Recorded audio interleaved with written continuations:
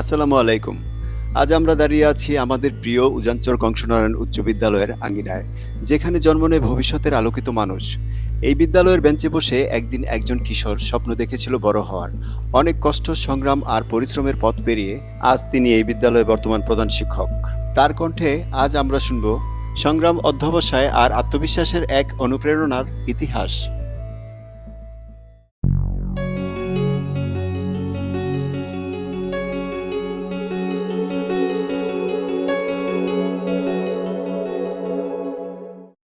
আমি তপন চন্দ্র সূত্রধর, প্রধান শিক্ষক উজানচর কংসনারায়ণ উচ্চ বিদ্যালয়, বাঞ্ছারামপুর, ব্রাহ্মণবাড়িয়া। আমার জন্ম 1968 সালে বাঞ্ছারামপুর উপজেলার একটি প্রত্যন্ত গ্রাম খুশকান্দি পঞ্চপুর গ্রাম। আমার বাবা ছিলেন একজন কাঠমিস্ত্রি এবং আমার দাদারা ছিল 5 ভাই। প্রথম যে দাদা ছিল শশীমোহন সূত্রধর, তিনি 1917 সালে এই উজানচর কংসনারায়ণ উচ্চ বিদ্যালয় থেকে এসএসসি দ্বিতীয় বিভাগে পাশ করেছিলেন এবং পরবর্তী দাদা ছিল ক্ষেত্রমোহন সূত্রধর, 1918 সালে এসএসসি পরীক্ষায় প্রথম বিভাগে পাশ করেছিলেন। পরবর্তীতে তিনি বিএ/বিটি কমপ্লিট করে এই বিদ্যালয়ের ইংরেজি শিক্ষক হিসাবে যোগদান করেছিলেন। আমার আপন যে দাদা, সবার ছোট ভাই নিশিকান্ত সূত্রধর, তিনি এই বিদ্যালয়ে 1919 সালে দ্বিতীয় বিভাগে এসএসসি পাশ করেছিলেন। দুর্ভাগ্যবশত আমার বাবা এবং আমার কাকার জন্মের 3 থেকে 4 বছরের মধ্যেই আমার দাদা মারা যান এবং আমার অন্যান্য দাদারা এই দেশ থেকে কলকাতা চলে যান। আমাদের পরিবারে নেমে আসে বড়ই দুঃখ দুর্দশা এবং আমার দাদি প্রায় পাগলের মতো হয়ে গিয়েছিল আমার দাদার অকাল মৃত্যুতে। এবং আমাদের যে অসংখ্য সম্পদ ছিল, জমি প্রপার্টি এগুলো ছিল, এগুলো ভালোভাবে তারা ধরে রাখতে পারেনি, যেহেতু আমার বাবা কাকা ছিল অত্যন্ত ছোট। আমার বাবা কঠোর পরিশ্রম করে ছোটবেলা থেকেই এই লেখাপড়া করতে পারেনি, কাঠের কাজ শিখেছেন এবং কাঠের কাজ করে আমাদেরকে ছোট থেকে বড় করছেন। 1971 সাল আমাদের বাড়িতে বাবা কাজ করছিলেন। বাবা বিভিন্ন ফ্যাক্টরি করে কাজ করতেন। আমরা ওই সময়ে আমি, মা এবং আমার ভাই সবাই এই হোমনা উপজেলার বাক্সিতরামপুর গ্রামে আমার মামার বাড়ি, সেখানে আমরা বেড়াইতে ছিলাম। তখন আমাদের বাড়িতে একটি মর্মান্তিক দুর্ঘটনা হয়েছিল। এখানে একটি লোককে পিটিয়ে মেরে ফেলেছিল। সেই দৃশ্য দেখে বাবা আমাদের বাড়ি ঘর সব কিছু ফেলে আমার মামার বাড়ি বাক্সিতরামপুর চলে গেছেন।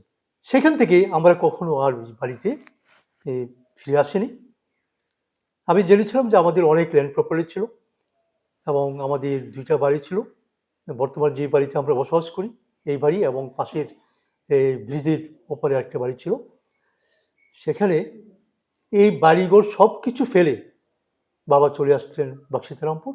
ওইখান থেকে আমরা 2 মাসের ভিতরে এই শুরু হলো মুক্তিযুদ্ধ। আমরা চলে গেলাম ভারতে। আমি তখন ছোট, বাল্য শিক্ষা বই পড়ি। তারপরে দীর্ঘ 9 মাস মুক্তিযুদ্ধের পরে সেই দেশ স্বাধীন হলো। এই 9 মাসের বিবরণ আমার নিজের চোখে যা দেখা, ভয়ঙ্কর পরিস্থিতি আমরা সম্মুখীন হয়েছিলাম, সেই দৃশ্যগুলো আমার মনে পড়ে। অত্যন্ত কঠিন পরিস্থিতিতে আমরা ছিলাম, খেয়ে না খেয়ে। এমনকি যুদ্ধের সময় আমরা এই শিয়ালের মতো যে গুহায় অবস্থান করে, সেইভাবে যখন গোলাগুলি আরম্ভ হতো, আমরা বর্ডারে ছিলাম, আমরা এই গুহার মধ্যে গিয়ে আশ্রয় নিতাম। তারপর বাবা আমার ভাই বোন সবাইকে নিয়ে আবার এই 9 মাস পরে দেশে আসলাম। আসার পর আমি বাল্য শিক্ষা বই কমপ্লিট করেছি। সেখানে আমাদের বাড়িতে এসে দেখি আমাদের বাড়ি ঘর কোনো কিছুই নেই, জমি বাড়াই ফেলছে, সবকিছু ভেঙে চলে। যাই হোক, অনেক কষ্ট করে বাবা আবার নতুনভাবে এই সুন্দর কোনো রকমভাবে ঘর বাড়ি তৈরি করে আমাদেরকে স্কুলে ভর্তি করে দিলেন। তা আমি ঘোষকান্দি সরকারি প্রাথমিক বিদ্যালয়ে আমি ক্লাস 2-তে ভর্তি হয়েছি। ক্লাস 2-তে ভর্তি হওয়ার পরে মোটামুটি লেখাপড়ায় একটু ভালো ছিলাম, তো 2, 3, 4 ওইখান থেকেই আমি পাস করেছি। যখন 5-এ আমি প্রমোশন পেলাম, তখনই আমাকে আমার এক মামা ছিল, এই উজানচর গ্রামের প্রয়াত একজন শিক্ষক বাবু নির্মল সূত্রধর, উনি আমার মামার শালক। তিনি আমাকে পরামর্শ দিলেন, তুমি এখানে আসো, এখানে লেখার পরমান ভালো। তা আমি 1976 সালে জানুয়ারি মাসে এই এই স্কুলে এসে ভর্তি হই। অত্যন্ত কষ্ট করে বাড়ি থেকে এসে আমি ক্লাস করতাম।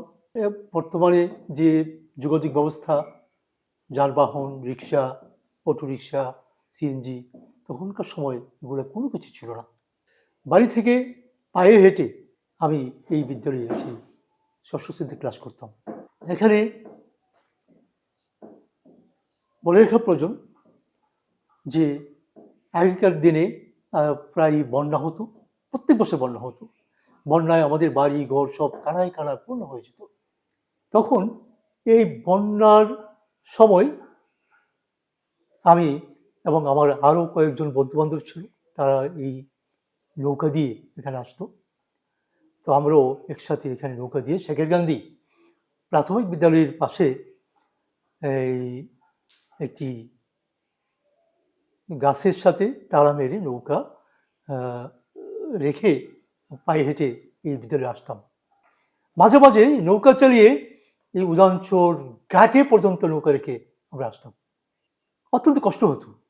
প্রায় সময়ই এত সকালে আমি বাড়ি থেকে আমার খাওয়া জুটতো না, আমি না খেয়ে চলে আসতাম। এখানে এসে যা কিছু পাইতাম খাইতাম, তারপরে এখানে পড়াশোনা করেছি। এবং আসার পরই যা আমাদের এই সরকারি প্রাথমিক বিদ্যালয়ের যে প্রধান শিক্ষক, যাকে আমি শ্রদ্ধার সাথে স্মরণ করি, আল্লাহ যেন ওনাকে বেহেশত নসিব করেন, যে আমাদের শাহী স্যার, একজন নামি দামি একজন হেডমাস্টার ছিলেন প্রাথমিক বিদ্যালয়ের। এই শাহী স্যার এর নজরে পড়ে গেলাম। তিনি আসার পরপরই আমাকে কতগুলি বোর্ডে কতগুলি বানান লিখতে দিলেন।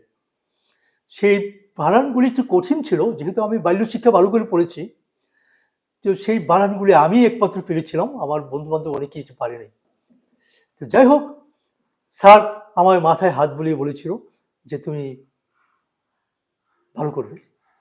যে স্যারের উৎসাহে আমি এই পর্যন্ত এখানে আসতে পেরেছি আমি মনে করি।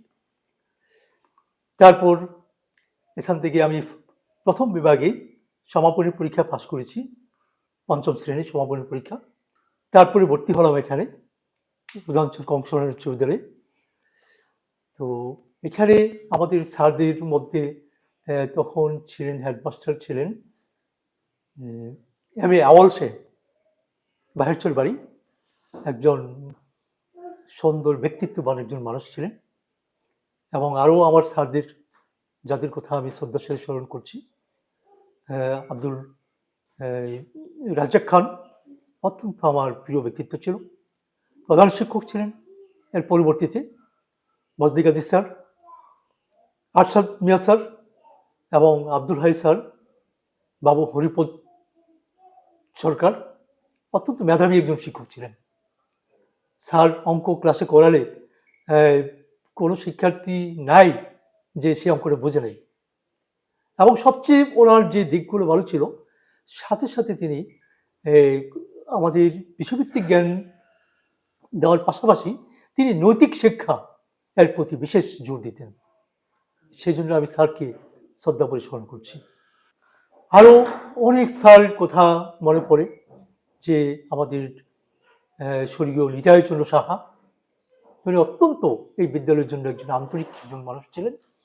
তিনি ইংরেজি পড়াতেন, যদিও কমার্স ব্যাকগ্রাউন্ড, তো স্যার ইংরেজির প্রতি ভালো দখল ছিল।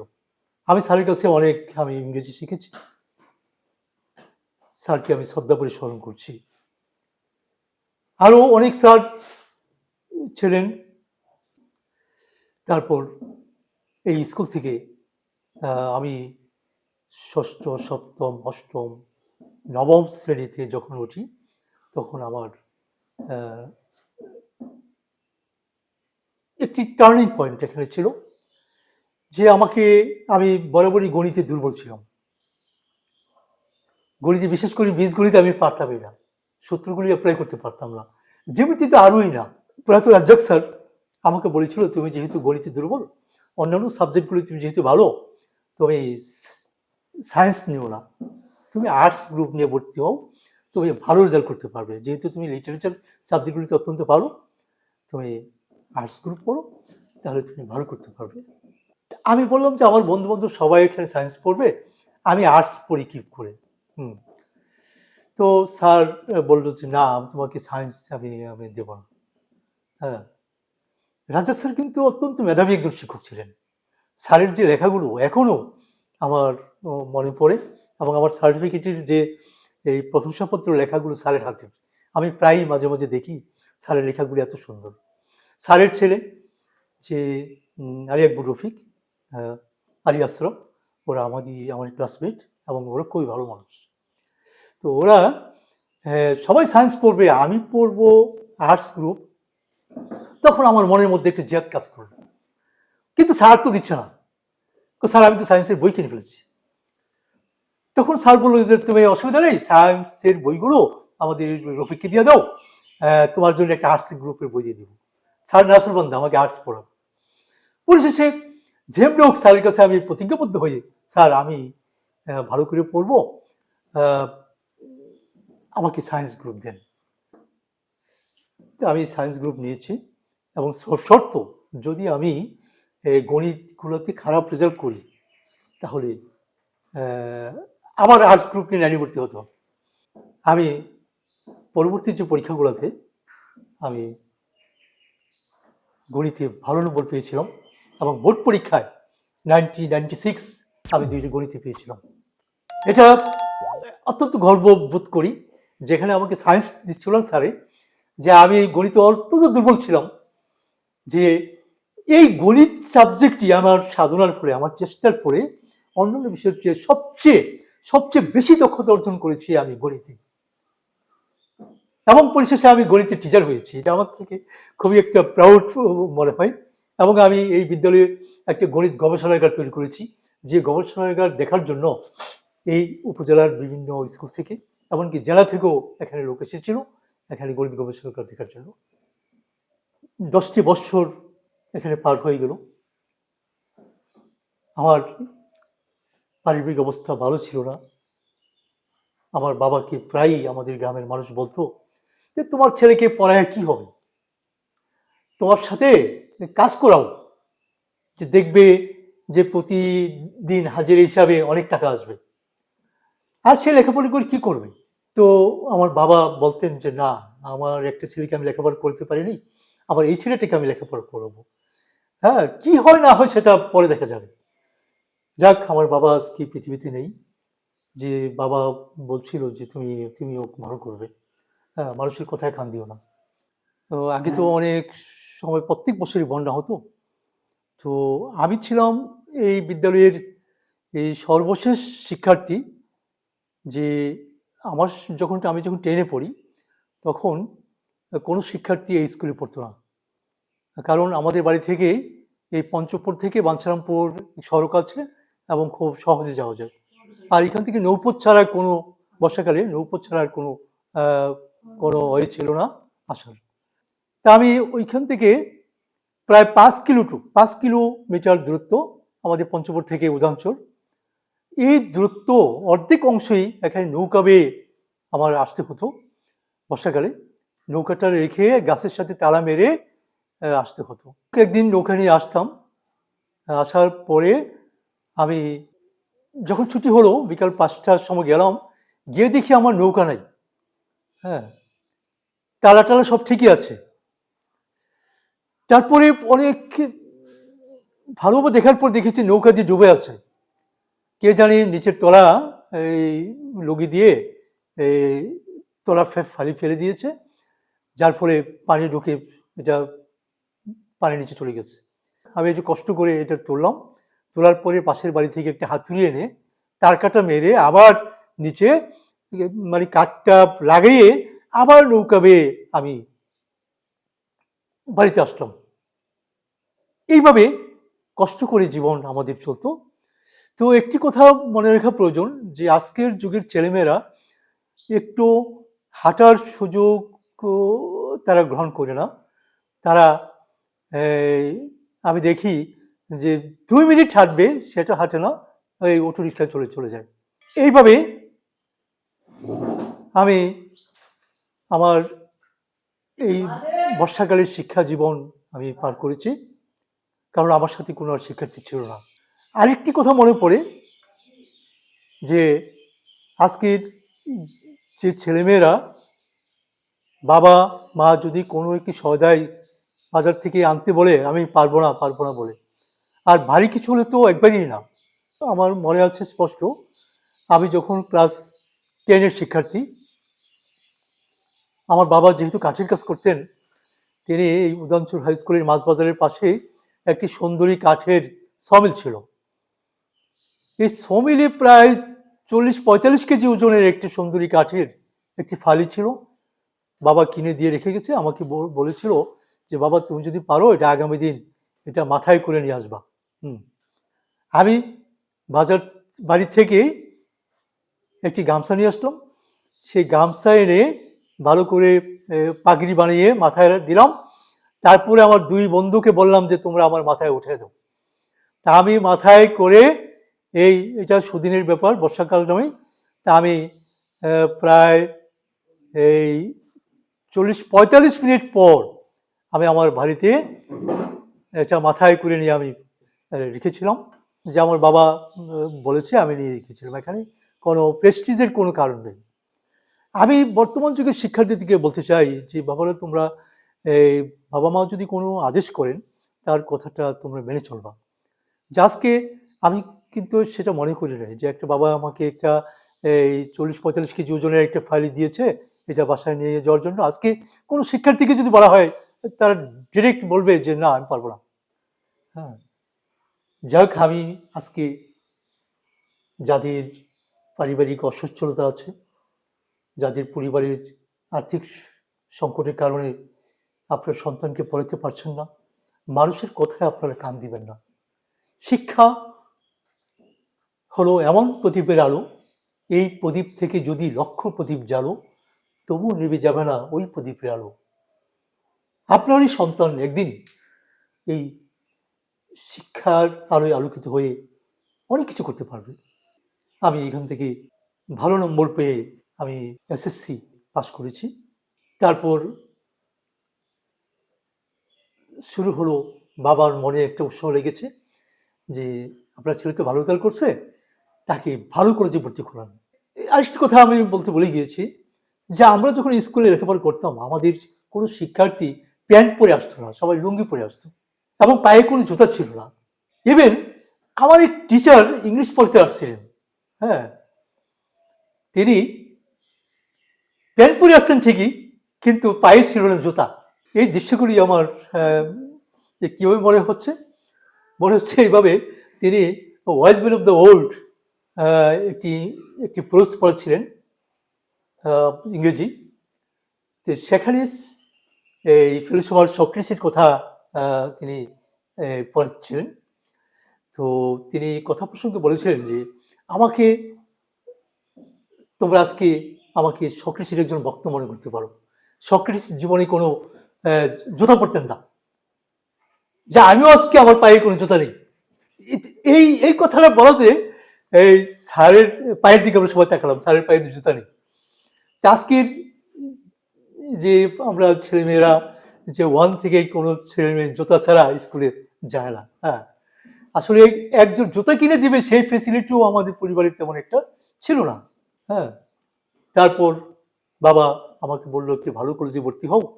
আমি আমার পরিবারের বিভিন্ন অসচ্ছলতার কারণে আমি বললাম যে বাবা আমি আর এই অন্য কলেজে ভর্তি হব না, অনেক খরচ,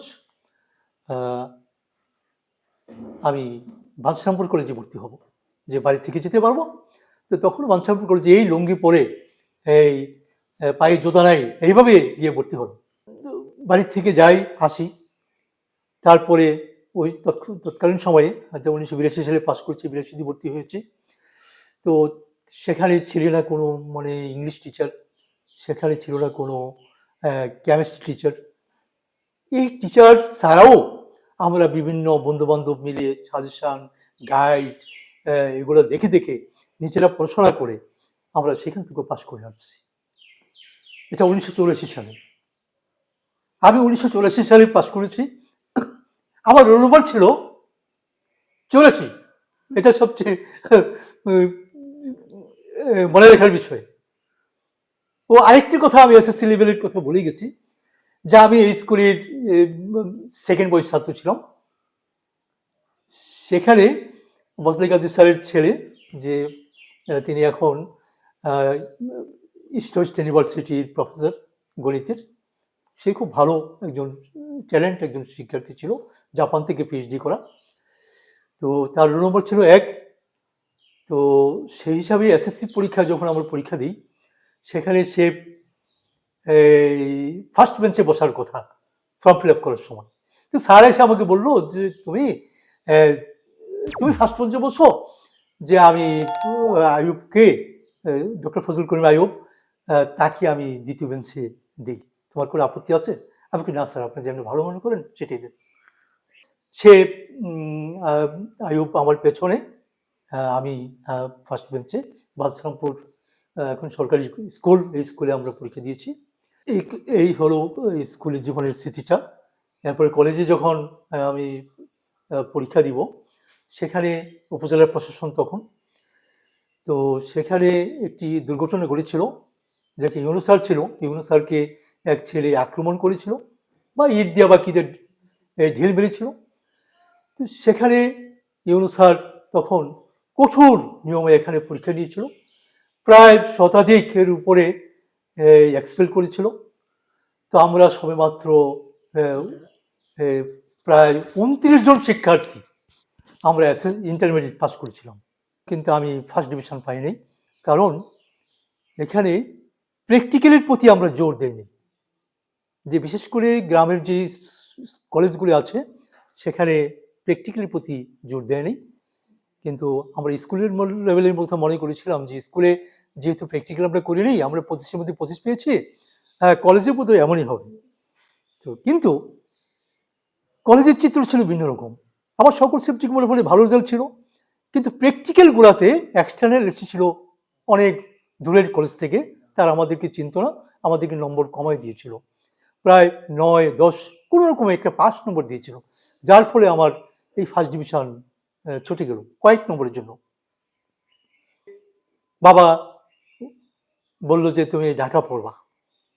আমি ঢাকা গেলাম। ঢাকা গিয়ে সেখানে বন্ধু বান্ধবের সাথে একটা মেসে রইলাম। রওয়ার পরে ভাবছিলাম যে ওইখানে গিয়ে কিছু টাকা পয়সা ইনকাম করা যায়, ছাত্র পড়াবো, নিজেও পড়বো। কিন্তু এই 1 মাসের মধ্যে এমন কিছু হলো না। তো বাবা যে টাকা পয়সা দিয়েছে, এগুলো আমার 1 মাসের মধ্যে খরচ হয়ে গেছে। তো আমি যে বাবার থেকে আবার টাকা চাবো, সেই পরিস্থিতিটা ছিল না। তা আমি সেখান থেকে সব কিছু, এই ট্রাঙ্ক, ব্যাগ, সব কিছু গুছিয়ে আমি চলে আসলাম, দেবিদ্বার চলে আসলাম। দেবিদ্বার এসে, দেবিদ্বার ওইখানে আমার এক মামার শ্বশুর বাড়ি আছে, সেখানে ফতেহাবাদ গ্রামে, সেখানে থাকার ব্যবস্থা হলো। এবং দেবিদ্বার এখন সরকারি কলেজ, এই দেবিদ্বার সুজাত আলী সরকারি কলেজ, সেই কলেজে আমি বিএসসি গণিত বিভাগে ভর্তি হলাম। তো বিএসসি গণিত বিভাগে ভর্তি হওয়ার পরে এই লজিং থাকি আর পড়াশোনা করি। তো যাই হোক, অনেক কষ্টর বিনিময়ে এই পরের ছেলেকে পড়ায়া নিজে লেখাপড়া করা, তারপরে তাদেরকে পড়াতে হতো 8টা-9টা পর্যন্ত, তারপরে লেখাপড়া। হ্যাঁ, এরপর যাই হোক, এখান থেকে আমি এখান থেকে দ্বিতীয় বিভাগে আমি বিএসসি পাস করেছি। এরপরে চলে গেলাম নারায়ণগঞ্জ। 6 মাস থাকার পরে আমি ওইখান থেকে আমি আবার চলে আসলাম আমার মামার বাড়ি বাক্সিতারামপুর। সেখানে মামা বলল যে রামকৃষ্ণপুর KKR উচ্চ বিদ্যালয়ে তুমি যদি শিক্ষকতা করো, গণিতের শিক্ষকের পোস্ট একটা খালি আছে, তুমি এখানে আসতে পারো। তো মামার কথায় এখান থেকে চলে আসলাম। আসার পরে তখন হেডমাস্টার ছিলেন বাবু ননীগোপাল সাহা। হুম এবং এর আগে একজন প্রধান শিক্ষক ছিলেন যে বড় হুজুর নামে একজন হুজুর চান্দেরচর গ্রামের। তো তিনি আমাকে দেখে অত্যন্ত লাইক করলেন, বলল যে ওনাকে নিয়োগ দিন, উনি ভালো করবেন। তো যাই হোক, আমি ওইখানে শিক্ষার্থীদের যখন পড়াতে গেছি, এটা 1987 সালে পড়াতে যাওয়ার পরে আমি গণিত পড়াচ্ছি। তো 10ম শ্রেণীতে আমাকে ক্লাস দিলেন। তো ছেলেরা আমাকে অত্যন্ত সাহস দিয়েছিলেন এবং বলছিল, স্যার আপনি ভালো পড়ান, আপনি একজন ভালো মাপের টিচার হবেন। তাদের উৎসাহ উদ্দীপনায় আমার থেকে ভালো লাগলো। এরপরে দেখতে দেখতে এখানে এই 4.5 বছর এখানে আমি শিক্ষকতা করলাম এবং স্যারকে বললাম যে স্যার আমি তো ট্রেনিং করতে চাই। তো স্যার বললো যে না, তো এখন আপনি যাবেন না, আপনি আর 2 বছর পরে যাবেন। আমি বলি, না স্যার আমি এই বছর ট্রেনিং করবো। তা আমি এই চাকরি ছেড়ে দিয়েই চলে আসছি ঢাকা ইউনিভার্সিটি আইআরে ভর্তি পরীক্ষা দিয়েছি। তো সেখানে অত্যন্ত কম্পিটিশন, যাক আমি মেধা তালিকায় ছিলাম। আমি ভর্তি হওয়ার পরে তো চাকরি তো আর নাই, তা আমি এখানে টিউশনি করি। এইভাবে আমি এখান থেকে ঢাকা ইউনিভার্সিটি আইআর থেকে পাশ করি। হোমরা কফিলুদ্দিন পাইলট বালিকা উচ্চ বিদ্যালয়ে একজন গণিতের শিক্ষক হিসাবে আমি পরীক্ষা দিই। তৎকালীন 1992 সনে আমি ডিফিনেট সময়মতে পাশ করেছি। এমএডে ক্লাস চলছে। তখন অনেক প্রার্থী ছিল, প্রায় 40-50 জন প্রার্থী ছিল। কারণ এত প্রার্থী একটা গণিত শিক্ষকের জন্য এটা খুব রেয়ার। কারণ এই স্কুলটা খুব শীঘ্রই সরকারি হয়ে যাবে একটা রিউমার ছিল, এই জন্য প্রার্থীর সংখ্যা বেশি ছিল। আমি সেখানে এই মেধা যাচাই পরীক্ষা আমি ফার্স্ট হয়েছিলাম। তখন এই সময়ে ফার্স্ট হওয়ার পরও একটা নিয়োগ দেয়নি। আমি তখন এই ফাঁকে এমএডের ক্লাস চলছে। ওই স্কুলের সভাপতি ছিলেন বাবু পঙ্কজ চন্দ্র দাস, উপজেলা নির্বাহী কর্মকর্তা। ওনার স্ত্রী ছিলেন এই Kafiluddin girls school teacher Shampa Samaddar. প্রধান শিক্ষিকা যিনি ছিলেন উনি আমাকে নেওয়ার বিপক্ষে ছিলেন। পঙ্কজ স্যার উনি বলল যে না, আপনি যে ফার্স্ট হয়েছে আমি তাকে নিয়োগ দিব। তিনি আমাকে যেভাবে খবর দিয়ে তিনি আমাকে আনলেন। আনার পর আমাকে বললেন যে আপনি এখানে চাকরি করবেন। হ্যাঁ জি স্যার, আমি নিয়োগ পেলে চাকরি করবো। তা আপনি এখানে যোগদান করেন, আমি নিয়োগপত্র পাঠাই দেবো। 3-4 মাস চলে গেল, আমি ভাবছি যে নিয়োগ আর হবে না। আমি এটার আশা ছেড়ে দিয়েছিলাম। আমার এক পিসতুতো ভাই শান্তিরঞ্জন সাহা, সে হোমনা মডেল সরকারি স্কুলের এখন শিক্ষক, আমাদের স্কুলের বর্তমান সঙ্গীত শিক্ষক। ওর বাবা ছিল হোমনারই একটা স্কুলের প্রধান শিক্ষক, প্রাইমারি স্কুলের। তো তিনি আমাকে আনার জন্য এই শান্তিকে পাঠালেন। পাঠানোর পরে সে ঢাকা চলে গেল রাত্রে লঞ্চে গিয়ে। আমি শাহজাহানপুর তখন থাকতাম, সে ঠিকানা মোতাবেক সেখানে গিয়ে আমাকে খুঁজলো, সে আমাকে পায় নাই।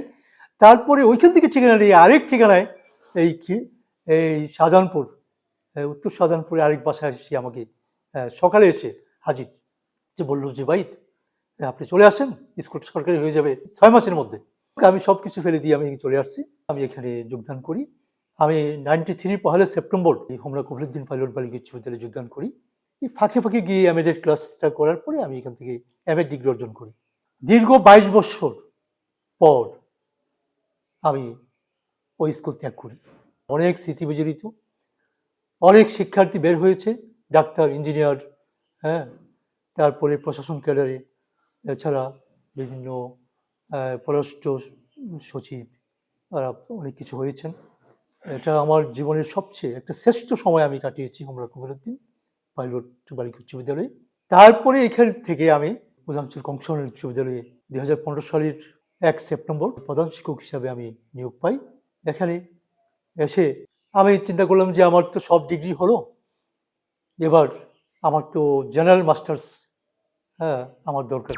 আমি কমিটির লোকজনের সহযোগিতায়, উৎসাহ উদ্দীপনায় উত্তরা ইউনিভার্সিটিতে আমি গণিতে মাস্টার্স ভর্তি হয়েছি।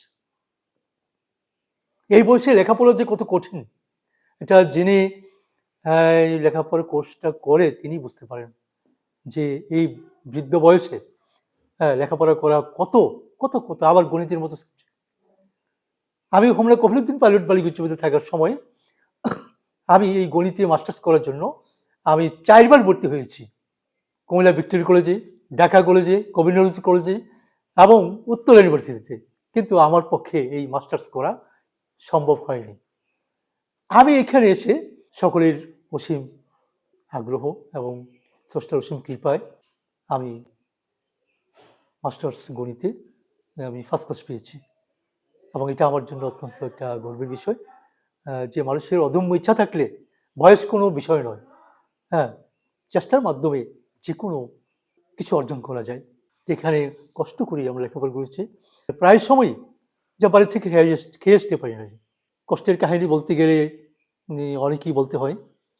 যখন দেবিদ্বার সোজাচালি কলেজে পড়ি, আমি একটি গ্রামে লজিং ছিলাম। সেই গ্রামে লজিংয়ের শিক্ষার্থী 2-3 জন ছিল। ছেলেগুলো একটু দুষ্ট প্রকৃতির ছিল। তাদেরকে শাসন করলে তারা আরও আমার জিনিসপত্র নষ্ট করতো, আমার খাতা ছিঁড়ে ফেলতো, বই ছিঁড়ে ফেলতো। হ্যাঁ, তারপরে আমি এসে তাদেরকে শাসন করতাম। একদিন আমার একটি আয়না ছিল, আয়নার পেছনে আমার একটা সুন্দর একটা ছবি ছিল। সেই ছেলেটাকে শাসন করার পরের দিনই আমি সন্ধ্যার সময়, এই যে সকালে গেছি, যে আমি সন্ধ্যার সময় এসে দেখি যে আয়নার ছবিটা বের করে আমার ছবি থেকে যে 2টা চোখ গোল করে কেটে উঠেয়া আবার লাগিয়ে রাখছে। আমি খুবই রাগান্বিত হয়ে গেলাম। আমি তাদেরকে আবার শাসন করলাম, বেদ্যা মারলাম। মারার পরে এবং সকালে উঠে আমার বিভিন্ন বন্ধু বান্ধবের কাছ থেকে আমি বললাম যে আমি ওই বাড়িতে থাকবো না, এবং তাদেরকে শাসন করলে তারা বিভিন্নভাবে আমার জিনিসপত্র ক্ষতিগ্রস্ত করে। বন্ধুদের সহযোগিতায় ওই পাশের বাড়িতে আমি ওইখানে আরেকটি বাড়িতে লজিং গিয়েছি। ওই বাড়ির মানুষজন ছিল অত্যন্ত আন্তরিক, অত্যন্ত ভালো মানের ছেলে মেয়ে ছিল। তারা আমার খাবার নাস্তা যথাসময়ে এনে দিত। ইভেন প্রতি শুক্রবারে আমার কাপড়, জামা কাপড় যা ছিল সবটি ভালো করে ওয়াশ করে ইস্ত্রি করে পর্যন্ত আমার টেবিলে রেখে দিত। এবং ওই বাড়ির যে গার্ডিয়ানগুলি ছিল এত ভালো ছিল, তারা আমার পাশে, তারা নারায়ণগঞ্জ চাকরি করতো। তারা বাড়িতে এসে বলতো যে বাবু, আপনি নিজের পড়াগুলোকে খেয়াল রাখবেন আর আমার ছেলে মেয়েদের প্রতি একটু দৃষ্টি রাখবেন। তো যাই হোক, আমি নিজে ভালোভাবে পাশ করে এসেছিলাম এবং তারাও ভালো রেজাল্ট করেছিল। এটা আমার জীবনের সবচেয়ে সুন্দর একটি ঘটনা। তো আমি বলতে চাই যে মানুষ যদি সদিচ্ছা থাকে, চেষ্টা থাকে, আরও প্রতিকূলতার মাঝেও সে পাশ করে আসতে পারে। দেখতে দেখতে চলে গেল প্রায় 10টি বছর। এই গত সেপ্টেম্বর 1 তারিখে 10 বছর পূর্ণ হলো। এই 10 বছর এসে আমি এই বিদ্যালয়ের যে সকল শিক্ষকদের সাথে সহযোগিতাপূর্ণ মনোভাব নিয়ে আমি কাজ করতে পারছি এবং আমার নিজের বিদ্যালয়কে আমি নিজের মতো করে আমি সাজাতে পারছি। এটা আমার জন্য একটা গর্বের বিষয়। আর আমার চাকরি আছে মাত্র 2 বছর। যদি সৃষ্টিকর্তা সুস্থ রাখেন, আমার এই 2 বছর জীবনে আমি এই বিদ্যালয়ের জন্য কিছু করে যেতে চাই, শিক্ষার্থীদের জন্য কিছু করে যেতে চাই এবং আমার ইচ্ছা এই বিদ্যালয়টিকে আমার জীবনের সবচেয়ে বেশিটুকু যেন আমি দিয়ে যেতে পারি। মহান সৃষ্টিকর্তার কাছে এই প্রার্থনাটুকু আমি করছি। একজন ছাত্র থেকে প্রধান শিক্ষক হওয়ার গল্প আমাদের শেখায় স্বপ্ন দেখলে তা একদিন বাস্তব হয়। তার জীবনের গল্প তরুণ শিক্ষার্থীদের শেখায় অধ্যবসায়, পরিশ্রম ও সততা মানুষকে সম্মানের জায়গায় পৌঁছে দেয়। একজন ছাত্র থেকে আজ তিনি শুধুই প্রধান শিক্ষক নন, তিনি একজন অভিভাবক, তিনি একজন পথ প্রদর্শক এবং তিনি অনুপ্রেরণার উৎস। ভিডিওটি ভালো লাগলে আপনার মতামত কমেন্টে জানান, বন্ধুদের সাথে শেয়ার করুন আর এমন গল্প নিয়মিত পেতে চ্যানেলটি সাবস্ক্রাইব করে আমাদের পাশে থাকুন।